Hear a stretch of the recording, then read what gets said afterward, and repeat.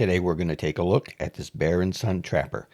Now, one of my favorite trappers to carry has been this Case 6.5 bone stag. It has your standard clip point blade, but the secondary blade is a Warren Cliff, which is really nice. That adds so much utility value.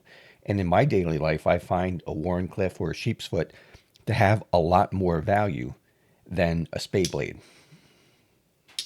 When I carry a trapper with a spay blade, I end up using the spay blade as my blade for food and the clip point blade as my everyday use blade. When I carry one like this, the clip point blade becomes my clean blade or my food blade, and the Warren Cliff blade is my everyday utility blade. When you contrast the trapper to a stockman has about the same clip point blade, but the secondary blades are both short. I end up using the Sheepsfoot blade a lot, and the spay blade, not too much. I'll sharpen pencils or some things like that. I don't have that many uses for this short spay blade. So I prefer two long blades for my daily carry. This is a Rosecraft Briar Patch. This is one of my favorite knives, and I carry this knife a lot. You have this lovely lamb's foot and then a beautiful clip point blade. This is an excellent working knife. This Case has also been a really good working knife. Now, neither of these knives are carbon steel. This is D2 and this is stainless steel. I wanted an option that was carbon steel, but I haven't been able to find one. Enter this Bear and Son trapper. This is 1095 carbon steel. You have your standard clip point blade. Yellow Delrin for high visibility. This is a very light and very thin knife. Now, the secondary blade was your standard spay blade. I have modified it into a sheepsfoot. I had to cut it off. I did grind a small swedge into it, and I had to make a new nail nick. Here's all three knives laid out so you can compare them. Even though this blade had to be slightly shortened to turn it into a sheepsfoot, it's still a lot longer and provides me with a lot more utility value than the sheepsfoot blade on a stockman. First, I used a Sharpie to mark where I wanted to cut the blade.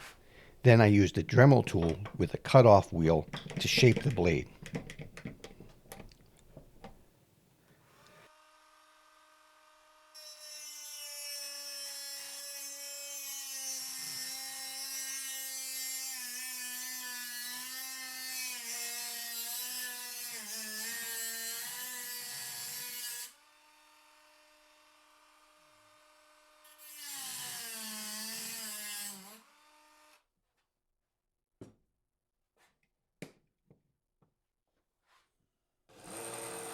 Using the belt sander, I ground it down to the final shape.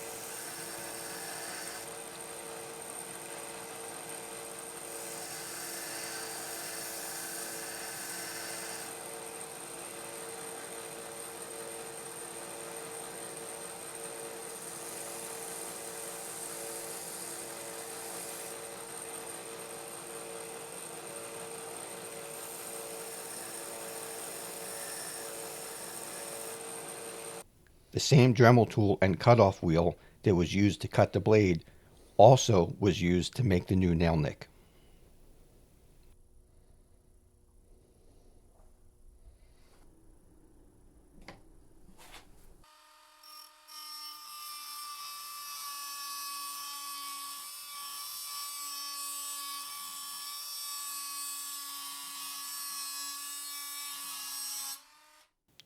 So these three knives have been some of my favorite carries. They just provide so much utility value and so much function in my daily life.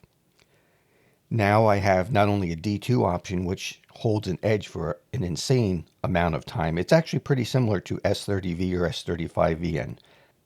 I have a stainless steel option for wet weather or in the summertime when you're doing jobs where you'll be sweating a lot. But then now I also have a carbon steel option.